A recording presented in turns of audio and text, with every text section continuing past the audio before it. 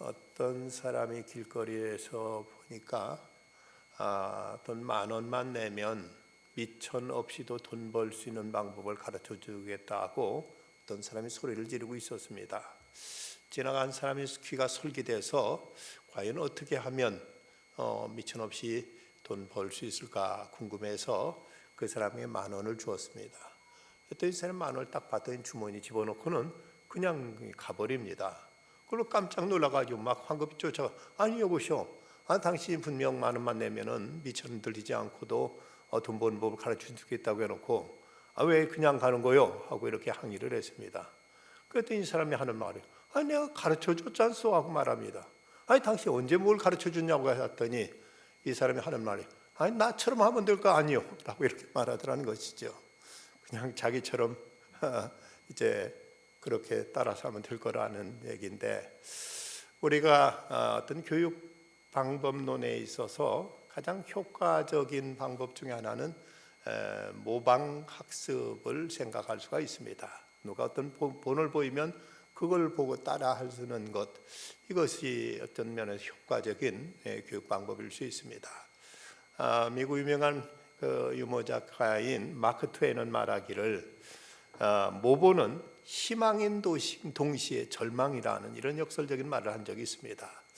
어떤 모델을 보고 그 본을 받는 것, 이것은 희망이 되기도 하고 또 절망이 된다. 무슨 말인가 하면 도저히 이제 난 못한다 생각했는데 어떤 사람이 하는 모습을 보니까 나도 저러면 하겠다 하는 이런 희망을 갖게 되는가 하면은, 어떤 경우는 이제 도저히 저 사람 하는 대로 난 못 따라 하겠다. 저 사람은 나와 완전히 수준이 다르고 입장이 다르고 형편이 다르고 뭐든지 이제 질적인 차원이 달라서 그 사람 하는 걸 보면 오히려 더 이제 절망을 느끼게 되는 경우도 있게 되는 것이죠.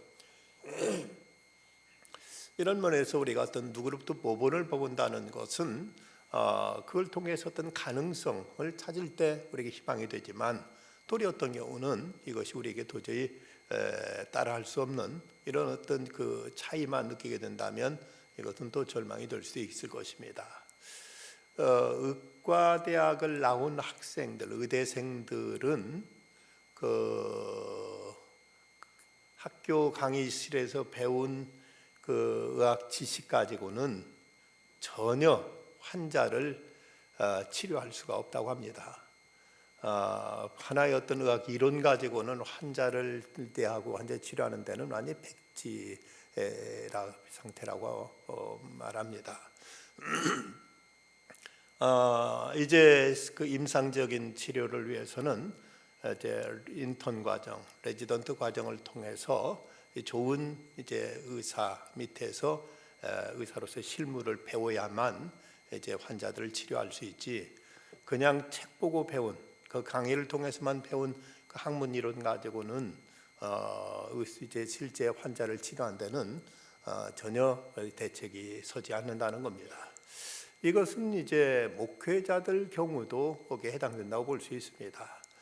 제가 신학교를 졸업하고 처음 이제 졸업한 다음에 처음 부임했던 교회에서 딱 신방을 갔는데, 어떤 이제 가정에 이제 신방을 처음 가가지고 도대체 이 가정에 어떤 말씀을 전해야 될지 도무지 감이 잡히질 않아 가지고 참 그렇게 난감했던 때가 있었습니다.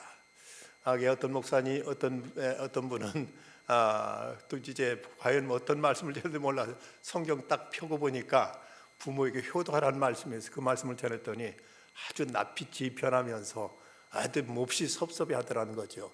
왜 그런가 하고 이제 나중에 다른 동에 물어봤더니 이분은 부모에게 나름대로 효도를 다 하는 사람인데 마치 안 하는 것처럼 책망으로 이제 느껴지니까 그분은 그렇게 섭섭해하길래 나중에 그분한테 정중하게 사과를 했다는 얘기를 들었습니다. 그런데 이제 신학교에서 배운 어떤 그 신학적인 학문 가지고는 또 목회 현장에서는 그대로 이제 적용하기는 대단히 어려운 점이 있죠. 그래도 감사하게도 저는 신학교 다닐 때는 이제 소망교회 곽세현 목사님을 통해서 어떤 설교에 대해서 많은 것을 배울 수 있었고, 그리고 이제 신학교 졸업하고 처음 섬겼던 교회에서 전도사로서 또 부목사로서는 목회 행정과 목회 실무에 대해서 부지런하고 성실했던 김학만 목사님 밑에서 목회 현장에 대해서는 많은 것을 배울 수 있었던 이런 이제 경험이 있습니다. 어쨌든 이제 누구 어떤 모델을 통해서 잘 배울 수 있다는 건 대단히 중요한 것이죠.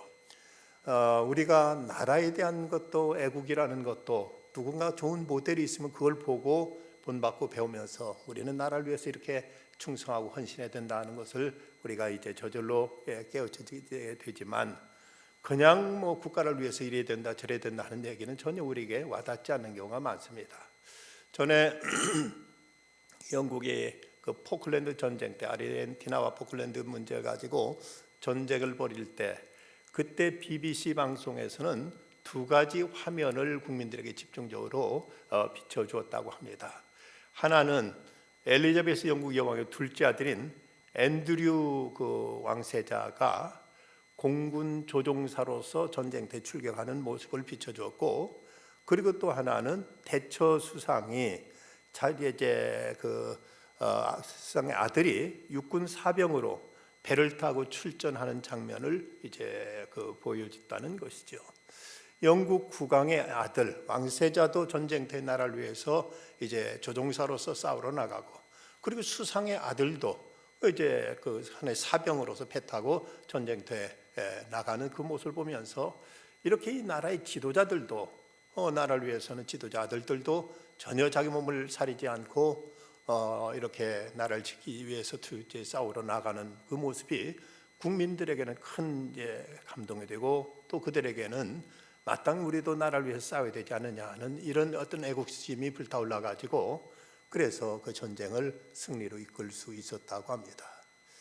그런데 참 유감스러운 것은 우리나라 내로라 하는 정부 지도자들, 장관들, 국회의원들 중에서는 왜 그렇게도 자식들이 신체 장애가 많은지, 군대 갈 결격 사유가 많은지, 그 자녀들이 군대 갔다는 얘기 별로 듣지 못하고 이리저리 다 빠진 걸 보면 그들이 아무리 애국을 얘기하고 별별 소리를 해도 이런 모습이 국민들에게는 진실성이 와닿지 않는 모습을 우리가 많이 느끼고 보아왔습니다. 우리는 이제 신앙생활하는 데 있어서도 좋은 모델을 통해서 우리가 어떻게 믿어야 될 것인가 하는 이런 이제 어떤 사례를 본다면 이건 대단히 우리에게 유익하고 우리에게 꼭 필요한 것이 사실입니다. 그래서 혹자는 말하기를 주변에 좋은 그리스도인을 만나지 않고는 올바른 신앙으로 성장하지 못한다는 이런 말이 있습니다. 내 딴에 성경이 있고 뭐 이제 나름대로 잘 믿어보겠다고 노력하고 애써 보지만 어떤 사례, 어떤 주변에 정말 신실한 그리스도인의 모습을 보고 이 믿는 사람은 이렇게 하는 거구나, 잘 믿는 사람은 이런 모습이구나 하는 것을 직접 눈으로 보고 이런 모습을 통해서 우리가 어떤 이제 모범을 삼을 때, 그럴 때 우리 믿음도 같이 이제 잘 자라게 되는데 자칫 그 교회에 어떤 중직에 맡은 분들이 예배 생활에 불성실하거나 아니면 헌금 생활이나 봉사하는 데 불성실하게 되면 그건 이제 또 초신자들에게 또 하나의 모델이 돼서 뭐 이제 무슨 중직을 받아서도 예배는 한 번만 나오면 되는구만 하고 생각할 수 있는 것이고, 또 어떤 봉사하는 거 헌신하는 데 있어서도 아무개도 저런데 우리 같은 사람이야 하고 좋지 않은 모델이 돼가지고 오히려 다른 사람의 믿음에 걸림이 될 수도 있고 시험이 될 수도 있는 것입니다. 복 있는 사람은 반드시 주변에 좋은 신앙의 모델들이 있습니다. 그래서 그 모습 보고 좋은 걸 배우면서 신앙이 잘 자라는가 하면, 복이 없는 사람은 꼭 주변에 고약한 사람, 못된 사람, 나쁜 사람이 있어서 그걸 통해 상처받거나 그걸 통해 시험에 들거나 그걸 통해서 이제 믿음의 어떤 성장이 이루어지지 않고 늘 지지부진하거나 늘 시험에 들거나 하는 이런 모습을 보게 될 때 우리 주변에 좋은 믿음의 사람을 두고 그를 보고 본받으면서 내 믿음을 키워갈 수 있다면 이건 대단히 귀한 일이고 이건 대단히 필요한 일이고 이것은 대단히 유익한 일이라고 말할 수가 있습니다. 오늘 말씀에 보면 사도 바울이 마지막 절 18절에서 이와 같이 너희도 기뻐하고 나와 함께 기뻐하라고 이렇게 말씀합니다. 너희도 기뻐하고 나와 함께 기뻐하라. 바울은 지금 빌립보 교회에 있는 감옥에 빌립보 교회 성도들에게 로마에 있는 감옥에 이제 갇혀 있으면서 편지를 보내고 있는데 그에게는 절대적인 기쁨이 있었던 것이고 세상 무엇으로도 빼앗기지 않는 이런 참된 믿음으로 인한 기쁨을 누리고 있었고 그래 너희도 이렇게 기뻐하라고 이렇게 권면하고 있다면 우리는 이런 바울을 통해서 또 우리 귀한 신앙의 선배들을 통해서 신앙의 귀한 자세들을 본받고 배우는 일은 우리에게 반드시 필요하고 유익한 일이라고 말할 수가 있습니다. 오늘 말씀을 통해서 우리는 바울의 이제 가르침을 통해서 예수 믿는 이유와 그 자세가 뭔가, 먼저 우리가 왜 예수 믿어야 되고 어떻게 우리가 이제 믿음을 견지해야 될 이유가 뭔가 하면 먼저 우리가 구원을 이루기 위해서 믿어야 된다는 사실을 말씀하고 있습니다.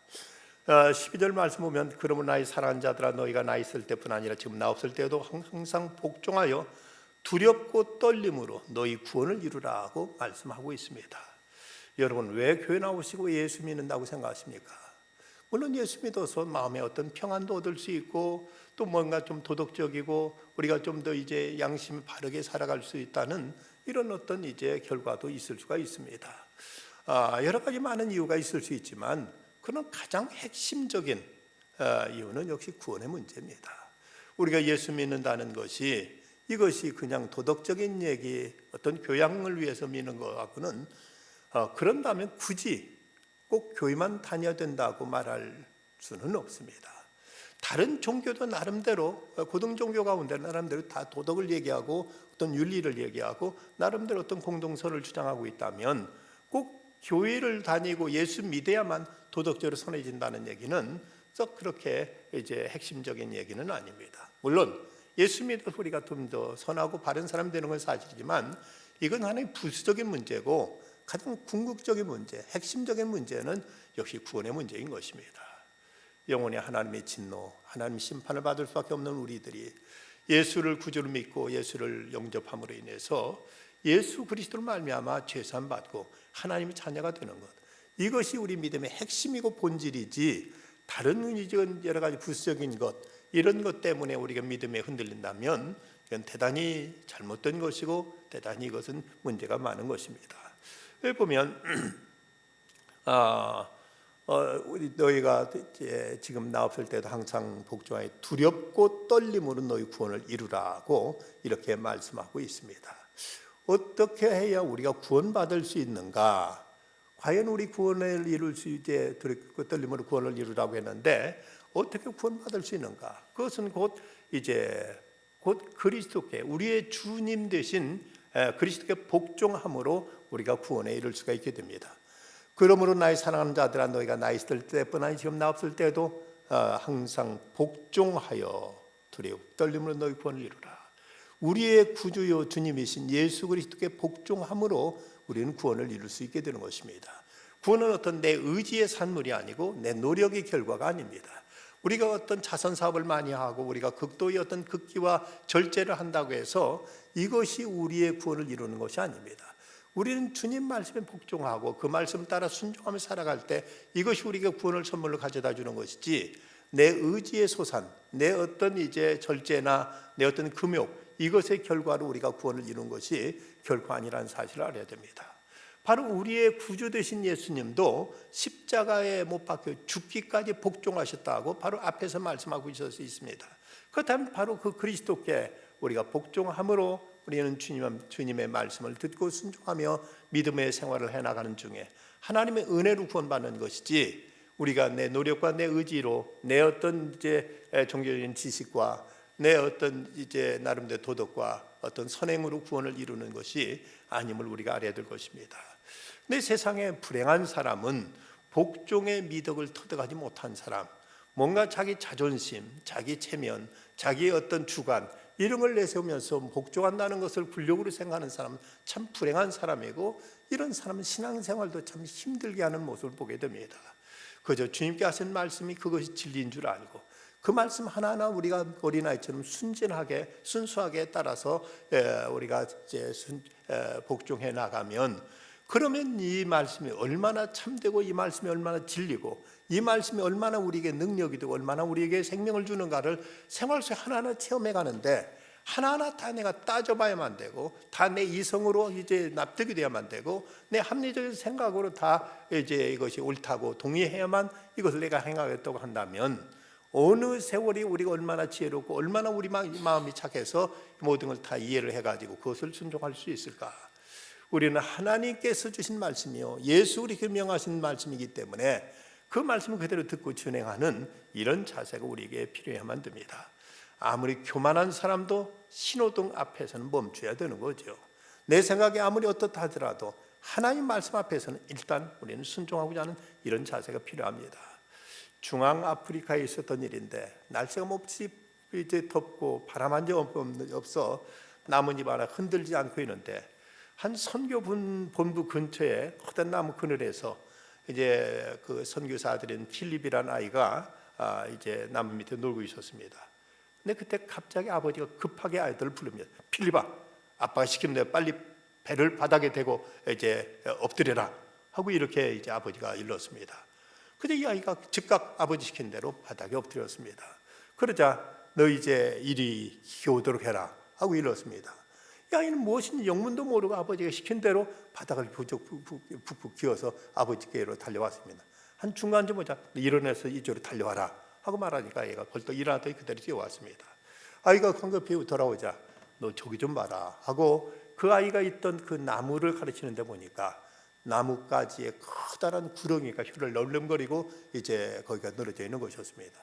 자칫하면은 이 구렁이한테 완전히 물려서 큰 뱀에게 물려서 죽을 뻔했는데, 어느 세월에 그거 다 설명하고 어쩔 겨를도 없으니까 엎드리라고 했으니까 엎드리고 기어오라니까 기어왔더니 그것이 그 생명을 살렸던 것처럼, 우리가 하나님 말씀에 들을 때 모든 걸 다 이해한 다음에 납득이 된 다음에 이것을 우리가 순종하겠다면은 어느 세월에 우리 이성이 하나님 말씀을 다 이해할 수 있겠고, 어느 세월에 우리가 하나님 말씀을 다 납득해 가가지고 이것을 행할 수 있다면 도대체 몇 가지나 우리가 이것을 이해할 수가 있겠습니까?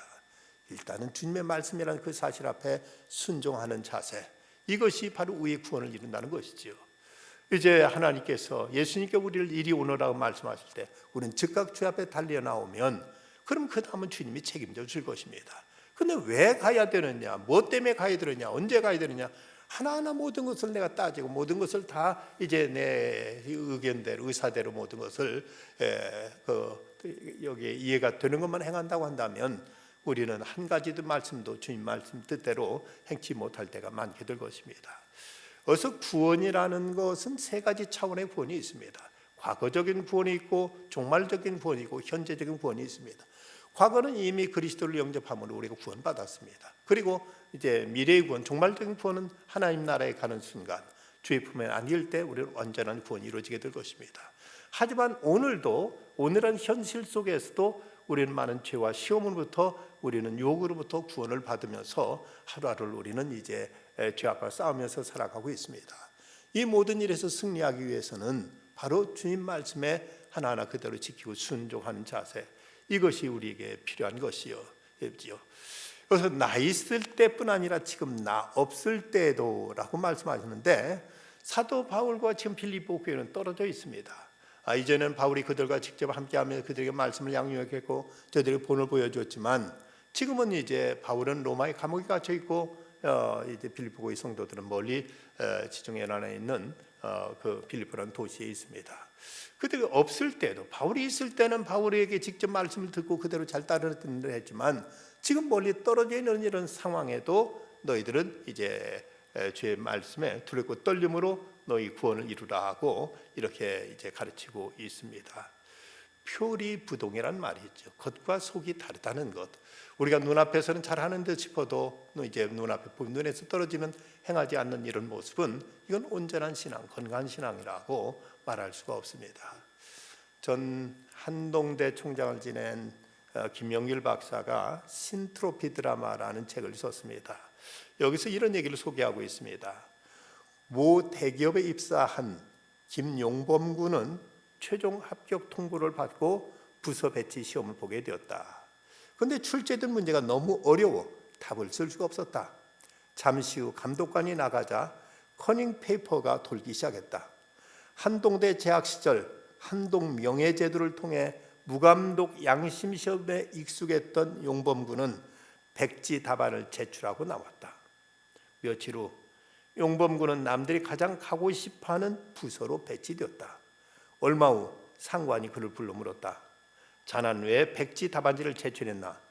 답을 몰라서 그랬습니다. 그렇지. 그 문제는 자네들 수준으로는 풀 수 없는 문제야. 어떻게 하는가 보려고 낸 문제지.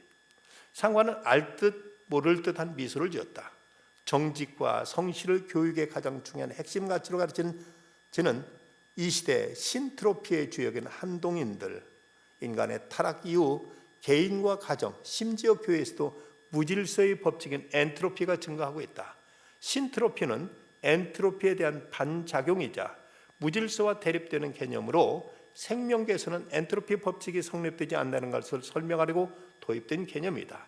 하나님은 타락한 모든 피조물과를 시켜 만물을 회복하기를 원하신다. 세상을 변화시키려면 먼저 나 자신의 사고방식이 인간 중심에서 하나님 중심으로 전환되어야 한다. 자신의 이익을 추구하는 대신 나누에 내 것을 내어주는 은혜의 법칙을 따를 때 세상은 변화되고 회복이 일어날 것이다는 이런 이야기를 하고 있습니다. 시험 감독이 없을 때에도 양심껏 이제 정직하게 썼던 그 용범이라는 학생의 예를 들면서 바울이 지금 나 있을 때보다 나 없을 때에도 이제 누가 보든 보지 않든 어느 곳에서나 우리가 두리고 떨림으로 구원을 이루고자 하는 이 자세가 먼저 저들에게 믿음의 이유가 되어야 된다고 말씀하고 있습니다.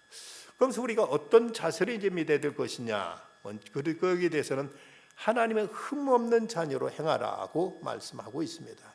15절 말씀 보면 이는 너희가 흠이 없고 순전하여 어그러지고 거스르는 세대 가운데 하나님의 흠없는 자녀를 세상 그들 가운데 빛들로 나타내며, 이제 어그러지고 거스른 세대, 세상 왜곡되고 세상은 악한 이런 세대 속에서도 세상이 그러기 때문에 너희들 그래서 똑같이 해서는 안 된다. 이런 세상이지만 너희는 흠없도록, 너희들은 깨끗하게 순결하게, 너희들은 진실하게 그들 가운데 나타나야 된다고 말씀하고 있습니다.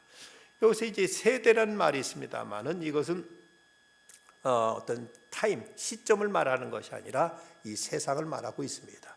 지금 우리가 살아가고 있는 이 세상이 얼마나 악하고 얼마나 완악한 세상인가를 이제 우리는 이제 이것을 인지하고 이런 세상이지만 그러나 이런 세상 속에도 흠없는 하나님의 자녀로 나타나도록 힘써야 된다고 이렇게 말씀하고 있습니다. 어그러진다는 말은 비뚤어졌다, 구부러졌다는 뜻으로 원문 그대로 보면 갈퀴와 같다는 이런 이제 뜻이라고 합니다. 갈퀴는 낚시바늘처럼 구부러져 있어서 아무데나 다 긁고 걸리고 이제 모든 것을 이제 어떤 그 훼손시키는 이런 이제 그 모습을 말하고 있는데 세상은 이렇게 어그러지고 거스르는 이런 세대가 되었습니다. 요즘 교계 지금 상당히 중요한 문제로 대두되고 있는 것이 종교인 과세 문제입니다. 우리 교회에서는 이제 어쨌든 법대로 모든 것을 바르게 하자고 지난번 당회에서 그리고 또 예결산위원회에서 일단 이렇게 이제 방침을 정하고 그대로 하려고 노력하고 있습니다. 그런데 참 신문이라는 언론을 보면 참 악하다는 생각을 금치 못할 때가 많습니다. 얼마 전에 모 일간지에 나왔던 타이틀을 보면은 목사들이 호화 생활하려고 종교인 세금을 반대한다는 타이틀로 기사를 내버렸습니다. 참 유감스러운 것은 그런데 사실 그들이 말하는 호화로운 생활하는 대형교회 목사님들은 이미 세금 내고 있습니다. 대형교회들은 벌써 다 진즉부터 세금 내고 있고 작은 교회들은 어떤 중간 교회들이 이제 아직 이것이 우리나라 법제에 안 됐기 때문에 이것을 이제 그동안 실시가 안 됐던 것이었는데 이렇게 교회를 매도하는 천주교나 불교는 이미 다 내고 있다. 그런데 목사들 호화 생활하려고 이제 세금 반대하고 있다는 이런 타이틀로 신문을 이제 보도하는 걸 보면서 세상이 참 얼마나 악한가 하는 것을 생각하게 됩니다. 교회에서 또 이제 그 목회자들이 걱정하고 있는 것은 목회자의 세금 문제를 이제 이것을 근거로 그것을 조사하겠다는 이유로 교회 모든 재정을 다 샅샅이 정부에서 감시하거나 이것을 모두 다 이제 조사하게 될 때 종교 활동이 크게 위축될 수밖에 없습니다. 그들은 모든 것 다 증빙서를 다 제출하라고 하는데 교회에서 하는 종교 활동 가운데 증빙 서류 다 갖춘다는 건 대단히 어렵고 때는 불가능한 경우들도 많습니다. 때는 어려운 사람들 이런 때는 꼭 도와줘야 되겠는 사람들에게 당신 영수증 내놓으시오 하고 돈 준다면 누가 이걸 받겠습니까? 그리고 외국에 선교사님도 오시다고 그들한테 조금씩 여비라도 드리면은 당신 영수증 내놓으시오라고 얘기하면서 그럼 그들이 어떻게 그걸 또 받을 수 있겠습니까?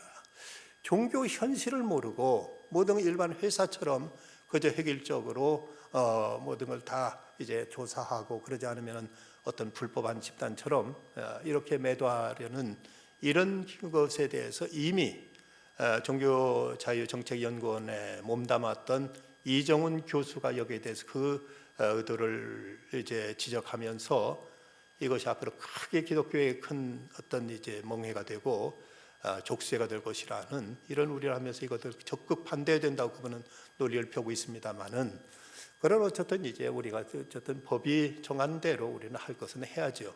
그렇지만 이런 것을 이렇게 왜곡하는 이런 모습 보면 이렇게 매도하는 모습 보면 참 세상이 정말 이렇게 교회에 대해서 부정적인 이런 시각들이 있다는 걸 볼 때 참 안타깝고 참 여러 가지 얼마나 이 세상과 교회가 많이 유리되어 있는가를 느낄 때가 많습니다. 이런 세대 속 그리스도는 먼저 흠이 없어야 된다고 말씀하고 있습니다. 비판받거나 지탄받을 것이 없어야 된다는 것이죠. 또 순전해야 된다. 바울이 자주 쓰는 말인데 이것은 무엇과 섞이지 않은 것, 다른 것 오염되지 않은 것, 순수하고 깨끗한 것을 말하고 있고 그래서 하나님은 흠없는 자녀가 되라고 이렇게 말씀하고 있습니다. 흠없다는 단어가 12번 나오는데 이제 이 말은 허물이 없다는 뜻으로 하나님의 심판대 앞에 설 때 부끄럼 없이 없는 사람은 나타나야 된다는 것이고 또 좀 더 적극적으로는 빛들로 나타내며 생명의 말씀을 밝혀야 된다고 말하면서 우리는 세상의 빛으로 소금으로 이렇게 드러내야 될 것을 말씀하고 있습니다. 믿는 사람이 가정에 있든 직장에 있든 어디에 있든지 우리가 저들 앞에 흠이 없도록 이제 이렇게 하나님의 자녀로 나타나야 될 것을 말씀하고 있습니다. 교회가 세상의 빛이 되고 소금이 되고 사회를 위해서 기하는 바가 있어야 되는 거죠.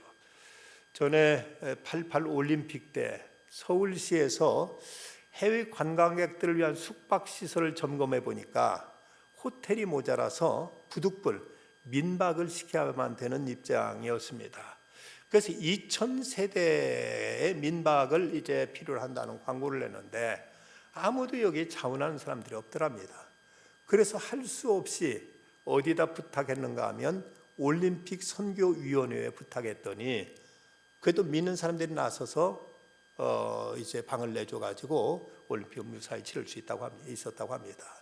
외국에서 온 흑인들 또 이제 백인들 이제 전혀 모르는 사람들이 아무나 그걸 받으려고 하는 우리나라 사람들이 이런데 너무 이제 서툴기도 하고 이런 것에 자연스럽게 못해서 사람들이 잘 받으려고 하지 않았는데 그래도 그 당시 박세직 위원장이 크리스찬이라서 이 박세직 장로 이분이 적극 나서서 이제 믿는 사람들이 그래도 이제 집을 내줘 가지고 올림픽을 잘 치를 수 있었다고 합니다.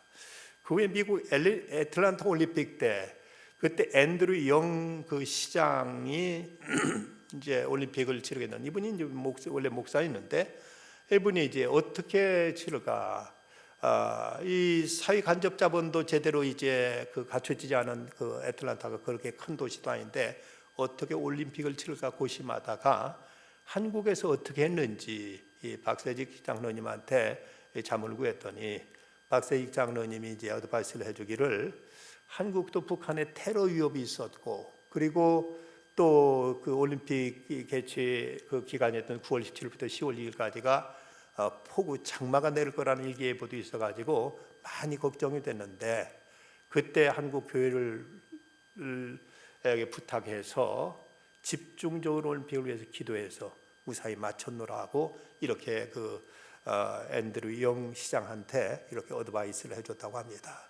이런 국가를 위해서도 우리 믿는 사람들이 적극 나서 기도하고, 우리가 이런 국가 행사를 위해서도 우리가 협조하고 협조하는 이런 모습을 통해서 우리가 세상에 흠없는 하나님 자녀로서, 빛들의 자녀로서 나타낼 것을 말씀하고 있습니다.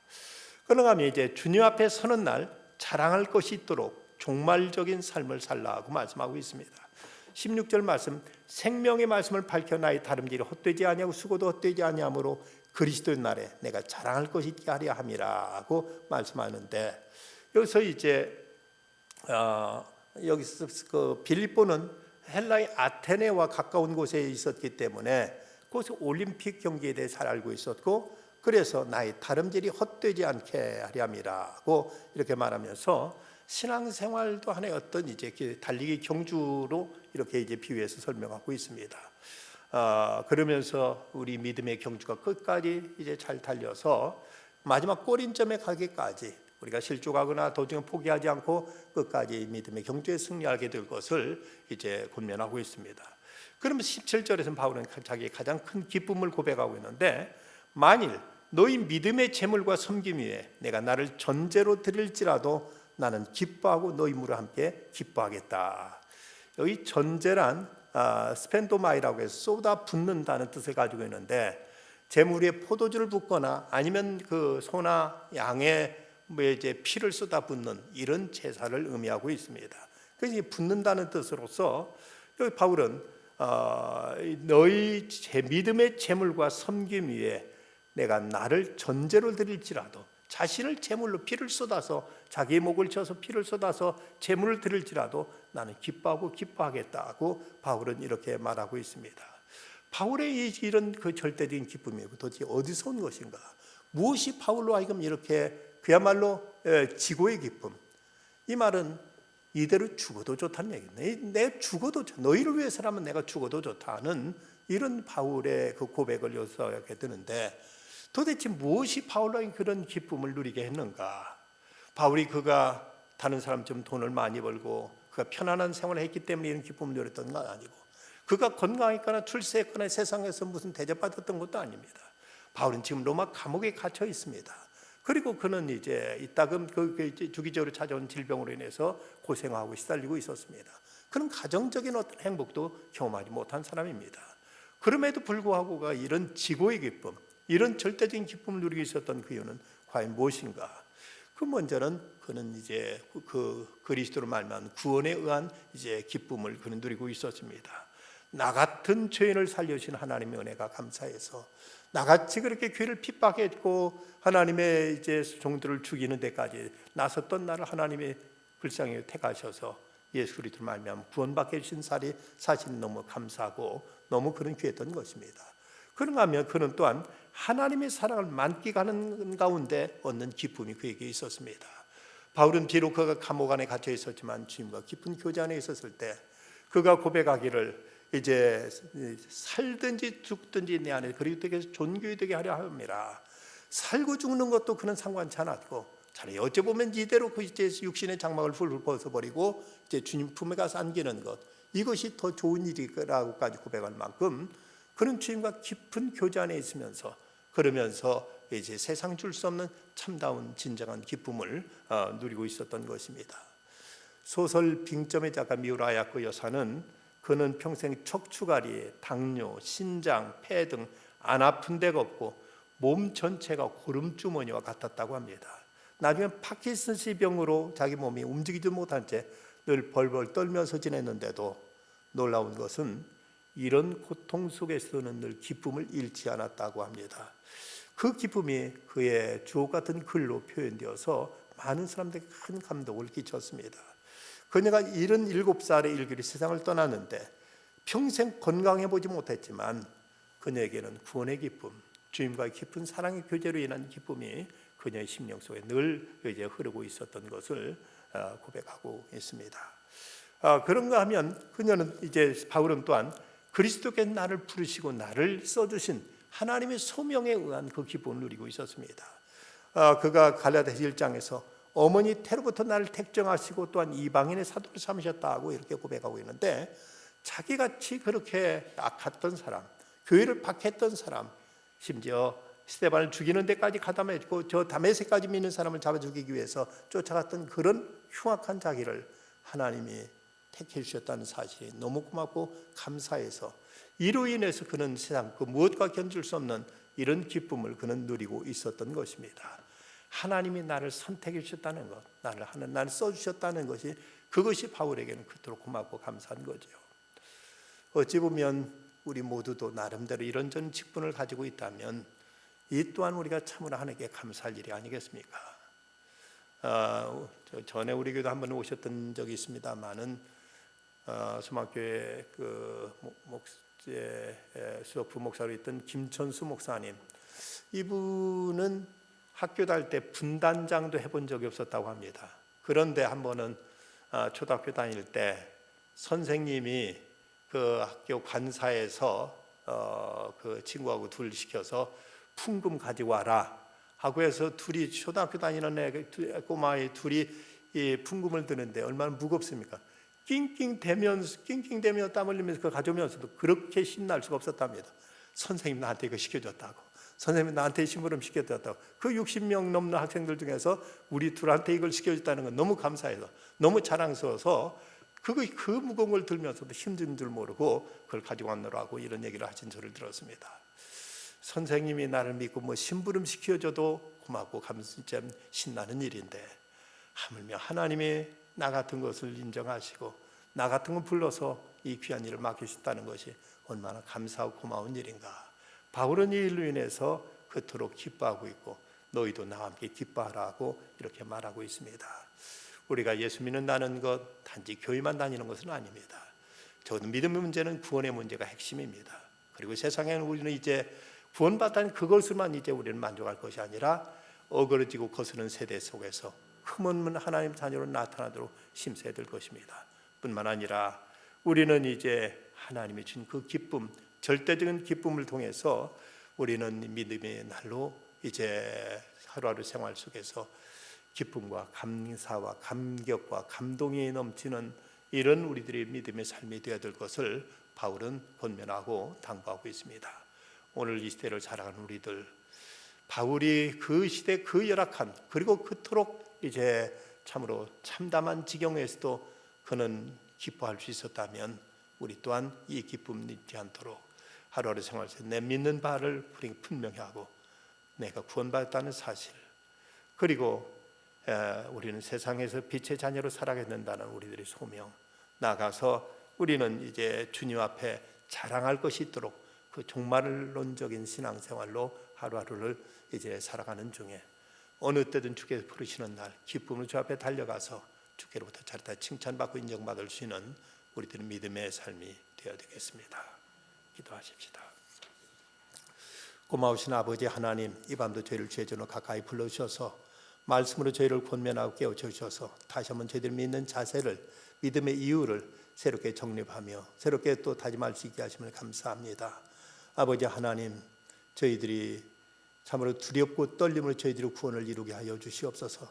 어쨌든 예수 믿기 좋은 대로 살게 하시고 구원받는 일에는 적어도 걸림이 없도록 하나님의 부하게도 마시고 가난하게도 마시기 오직 하나님 앞에 합당한 자세로 살기를 소원했던 믿음의 선배들처럼 저희들 깨끗하고 순결한 믿음으로 세상에서도 빛이 되고 덕이 되게 하여 주시고 하나님의 영광 가리지 않는 삶이 되게 하여 주시옵소서. 무엇보다 주님 앞에 서는 날 주께로부터 인정받는 사람들로 저희들을 끝까지 지켜주시고 저희를 붙잡아 주시고 하나님의 선한 일에 아름답게 사용하여 주시옵소서. 예수님의 이름으로 기도드리옵나이다. 아멘.